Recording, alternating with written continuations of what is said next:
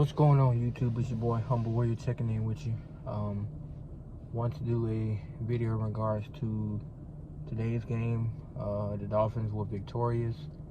Final score was 20-9, so they improved their winning streak to 5 games in a row. Currently sitting at 6-7, still in the hunt for the playoff picture, and they are undefeated in the month of November and December currently. They're about to go into the bye week next week. Then they kick off one of the remaining 2 home games, that being against the New York Jets, and they hit the road to go against New Orleans and then Tennessee. They come home for the home finale against the New England Patriots. But again, this is about a video recapping today's game. Defensive juggernaut game. A lot of back and forth in terms of basically protections and how the Giants secondary played. First half, I think they confused Tua with their mix-ups, and then I want to say he got better at it. Then the first drive of the third quarter, they went back to mixing things up a little bit. But after that, once he got into an actual groove of the game, he was torturing them. Now, Tua's stats: he was 30 of 41, 244 yards, 2 touchdowns, no picks. Again, throwing the ball 41 times is not a great recipe, but because they don't have a reliable running game, it's hard to not take the ball out of his hands. So I wouldn't recommend him throwing 40 plus times a game, because to me, you're putting yourselves in a much more difficult situation. Although today he made some passes, especially touch passes, that were converted to first downs, and they continued to move the ball down the field. But people also had key drops. Gronkowski, Waddle dropped one that, had he caught the ball, it probably would have been a touchdown, because he veered across the defender's face, and it was a quick slant, so there was nobody in front of him when he actually caught the ball. He just dropped it from, I guess, pure excitement or adrenaline, whatever the reason. Had he caught it, he would have been able to maneuver and keep going down the sideline, probably scored a touchdown. So that was an opportunity that we missed.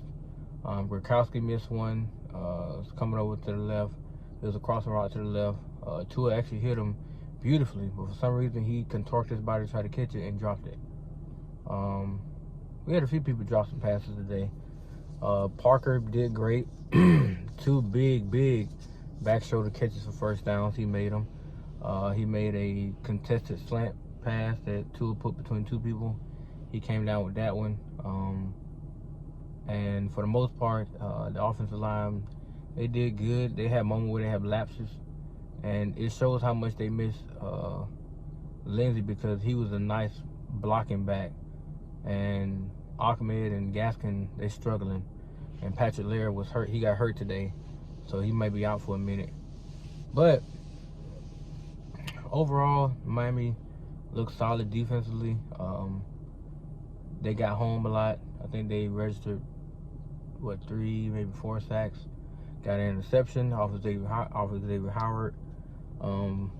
Forced a lot of field goals, dead drives, potential plays that could win for a bunch. They either dropped the pass or was behind them or whatever, but that was a credit to the Dolphins, defense. So overall, they looked solid today. Once again, they held the team to under 10 points. Really good. Like I said, going into the bye week, it's all about being healthy, and we'll get ready for New York the following week after that. But I've been saying this now for a minute, and people keep misinterpreting my point in this. Football is a team sport. So if it's a team aspect and it's a team sport, why is it that when Tua's as they say, dinking and dunking, which is what the defense is giving him, it is a problem. It's a problem to the fan base because they're like, well, he's only throwing short 2 and 3 yard passes. If that's all they're giving him, that's all he's gonna take. But if you give him a crossing shallow route where you beat your dude to a certain spot, he's gonna put that ball in front of you and let you keep going to the field. Now, if you choose to jump like Water did several times in this game, then you know that's on you. You know, he can only put the ball where you want him to put it at, and he's pinpoint when it comes to trying to lead you down the field. So, for those who didn't watch the game that much, it's a lot of people on Facebook, you know, complaining and whining about what they saw and how they think he can get better, and whining about him throwing. You know, he had a 73% completion percentage today, which is really, really good. The last 3 or 4 games, he's been in the high 70s, high 80s. So he's been killing people, like killing defenses. And people say, oh, well, he just used a dink and dunk method. If it works, I don't care. It's getting the ball. They're getting themselves in better situation for 3rd down, 3rd and 1, 3rd and 2, where they can convert and keep the offense on the field, to keep the defense rested on the sideline. That is the purpose of offensive football. And then when it came time for them to score, they put up, 10 points in the 4th quarter. They put up, I think they put up 7 in the second. So they put up a touchdown in the 2nd quarter, and then they put up another touchdown in the 4th. They closed it out in the 4th quarter, going 10. I think they scored 10 to New York's 3. So 10-3 in the 4th, and then they put up a touchdown in the 2nd quarter, because the 3rd quarter they didn't score at all. So I don't understand what the complaints are about. Just like I had made a comment on Facebook about Tua's maturation process, where they showed the goal line play where he rolled out, he faked like he was handing off, stood there for a second, rolled out, saw that Isaiah Ford was covered, froze the corner where he did not move. As soon as Isaiah got away from him to the pylon, he threw it right toward the pylon where only Isaiah Ford can catch it. Caught it, dragged his feet in bounds, touchdown. The rookie Tua might have tried to either run or force it to somebody else who, might have been covered or wouldn't be able to make the catch. But he put the ball in the money. Same with the Mack Hollins catch. He threw it.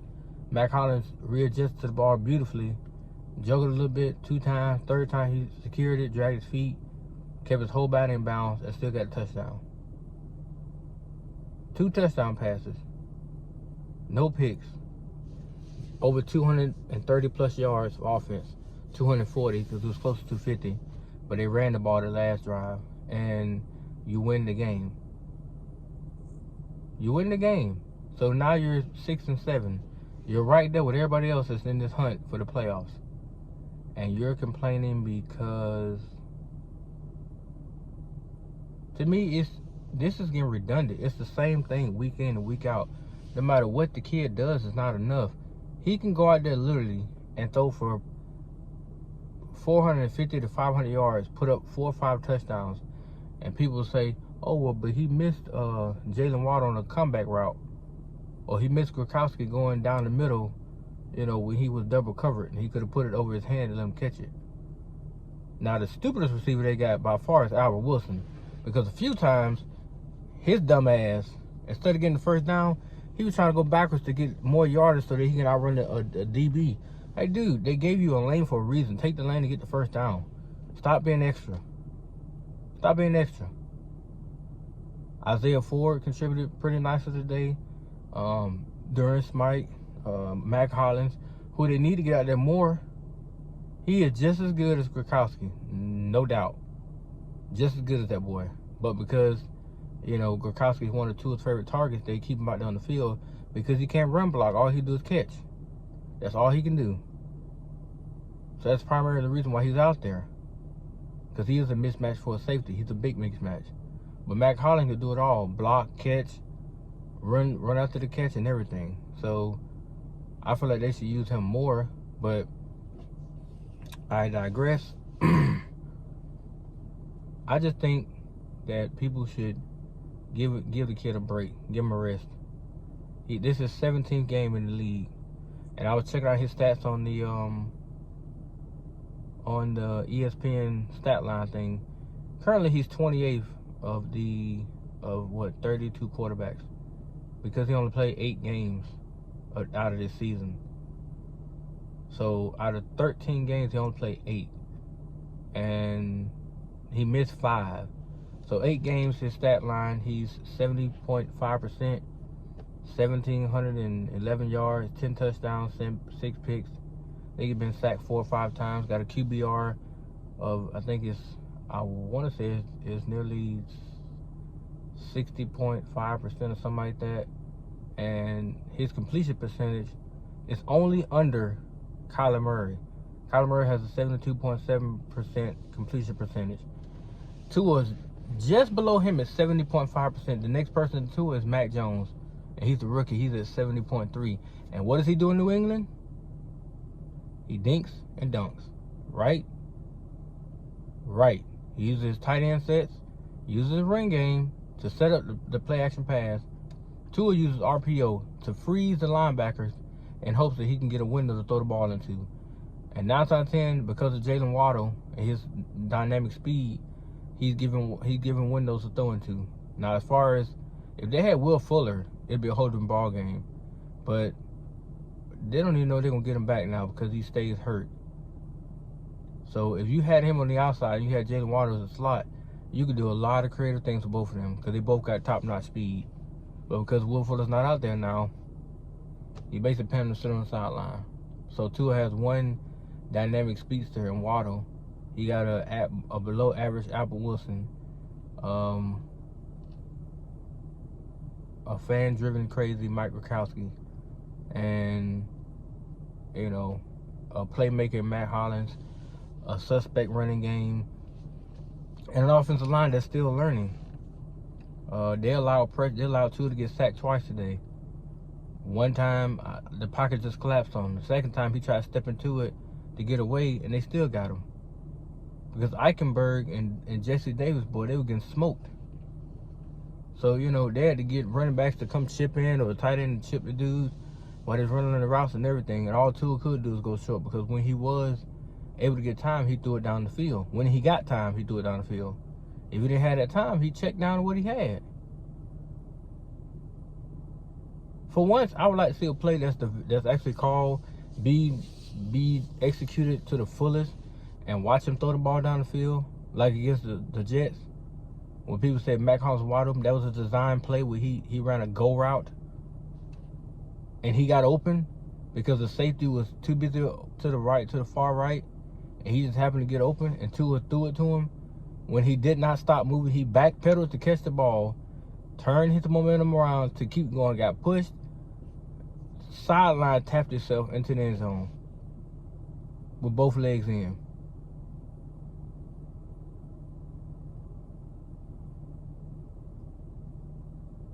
So, like I said, I like Tua's progression. I like his maturation process. I would love to see him get more time back there, just so he can, have the play's development, make big throws. Because I keep watching these other guys doing these games, their line is giving them time to throw the ball. They're getting, at max 3 seconds to let the play develop, then pick where the ball needs to go and put it on the money. He barely has a second and a half. He barely gets 2 seconds before he has to get rid of the ball. And 9 times out of 10, his receiver ain't broke their route yet. They haven't even got into their full route before the ball's coming out, and they got to turn around and make an adjustment to catch it. Or he'll hit him in the stomach or in the chest, and sometimes they catch it, sometimes they drop it. Because it's coming with velocity and it's coming hard that he has to get rid of it before he gets hit, or somebody slap his damn finger or his arm. So to avoid that, he's putting it to where only his guy can get it, and it's getting them yards after the catch. But people complaining because he's not throwing 40-yard damn bombs. You got to be kidding me. You really got to be kidding me. This fan base needs some kind of thorough counseling. Tell you that. Because if you think for 1 second that boy is not the future, you are retarded. It's clear that they building around him because what he can do, what he brings to the table, is pure leadership, great accuracy, the ability to extend plays to make things happen, and he's actually helping Jalen Waddle become a way better receiver. Because Devontae Parker already know where to be at. He know where to put himself in certain spots at. Jalen Waddle's still learning, and the kid is averaging 90, almost 85 yards a game. Today he had 90 on 9 catches, which now he's the all-time rookie reception leader in Miami history. So he's doing his part. He's getting better week by week, and he's learning on the tour, which is exactly what they want to see. But if they can make this playoff push, I beg to question Miami as to what they want to do, because that Watson situation was a bunch of bull. And now that they're on this 5-game winning streak, you know, cross my fingers they can get to 6 after the Jets. I wonder what Brian Flores and the management's going to say next. What will be the next move? So, all in all, guys, I mean, I think the game went good. I wasn't expecting a real high-scoring game because, again, I had heard the Giants' defense was really good. They showed that today, and Miami still came out on top by scoring, 17 points on offense. And once again, this is a team aspect game. So the defense did their part. Special teams played really, really good today. And the offense actually came in there and put up points. No, they didn't get 20 because Sandman missed 2 big kicks. 2 kicks that could put them over 20-plus points. But 17 was... No, they got 20. They got 20. So it was 29. But they did what was needed to beat the Jets. Beat the Giants. If they didn't do that, then people should be talking. You lost to the damn Giants, but you won the game by 11. So you won by 2 scores again. So what is the complaint now? Please tell me so that I can understand this, because it's becoming irritating and frustrating. It's the same song every single week. Every single week. But anyway, guys, that's it for me. As always, like, comment, subscribe. Please tell me what you guys want me to talk about next. Because, I mean, I'm thinking I'm going to do a reaction video to the Alabama-Georgia game, which will probably be my very next video tomorrow. So, stay tuned for that. Fins up.